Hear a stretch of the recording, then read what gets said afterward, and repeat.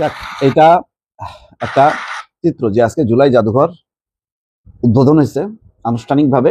প্রধানমন্ত্রী তারেক রহমান ডক্টর ইউনূসকে সাথে নিয়ে এটা করছে। এটা তারেক রহমানের নিঃসন্দেহে মহত্ব। ডক্টর মোহাম্মদ ইউনূসকে দাওয়াত নাও দিতে পারতেন, কিন্তু দিলেন এই কারণে যে জুলাই গণঅভ্যুত্থানের পর প্রথম সরকার ডক্টর মোহাম্মদ ইউনূসকে তার নেতৃত্বে এটা গঠিত হয়েছিল এবং প্রাথমিক যে কাজগুলো গণভবনকে মানে জুলাই স্মৃতি জাদুঘর করা, সেই কাজগুলো অন্তর্বর্তী সরকার করেছে, আর ফিনিশিংটা দিল প্রধানমন্ত্রী তারেক রহমান।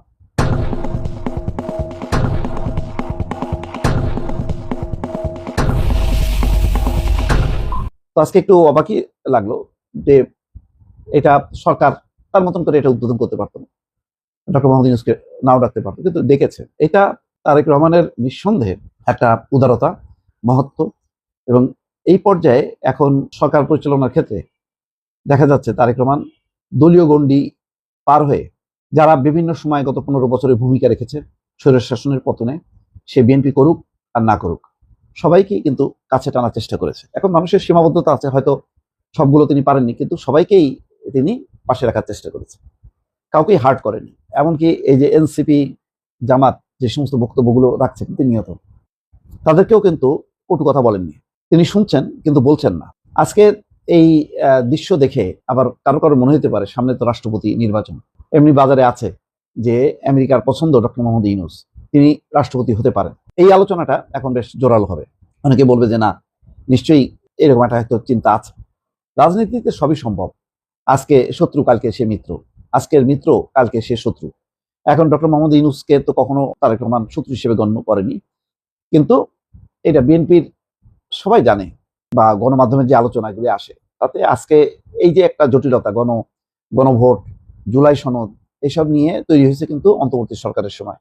এইসবগুলো না করে যদি ফ্রেশ একটা ইলেকশন দিয়ে একটা শাসনতান্ত্রিক ধারাবাহিকতা রাখা এবং কিছু কমিশনের রিপোর্টগুলো সেটা যদি সংসদে পেশ করা হতো, সংসদ যদি এটা বিবেচনা করতো, সরকার বিরোধী সব মিলায় যেভাবে সংবিধান সংশোধন কমিটি করা হয়েছে, তাহলে সংসদের বাইরের বিষয়গুলো বাস্তবায়ন করতে হবে পার্লামেন্টে। এটা না হয়ে পার্লামেন্টের সদস্যরা পরিবর্তিত বাস্তবতার আলোকে তারা নিজেরা আলাপ আলোচনা করে, আরো যেহেতু পার্লামেন্টের 300 সদস্য, 350 সদস্য, সবার সাথে আলোচনা করে, এখন যেমন আলোচনা হচ্ছে যে কমিটি তার বাইরে, যেহেতু কমিটিতে আসেনি জামাত এনসিপি, কিন্তু সংবিধান সংশোধন কমিটি তার এরিয়ার বাইরেও বিভিন্ন সুধীজনদের সঙ্গে মতামত নিবে, আলাপ আলোচনা করে সেই কাজে এগোবে।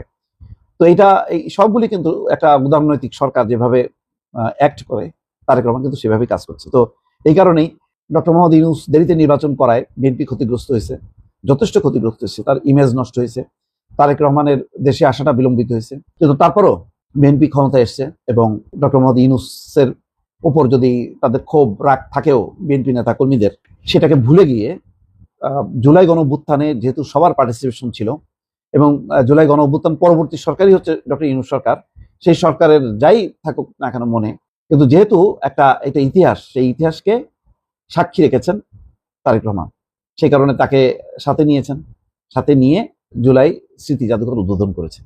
রাজনীতিতে এই ধরনের কিছু দৃষ্টান্ত থাকা দরকার। রাজনীতিতে সবসময় একটা শত্রু শত্রু যেইভাবে একা একা পথ চলা, যেটা শেখ হাসিনার যে ধারা, যে বিরোধী মানেই শত্রু এবং তাকে নিপাত করো, নিধন করো, তার সঙ্গে কোনোভাবে সন্ধি হবে না, সে একাই সবকিছু।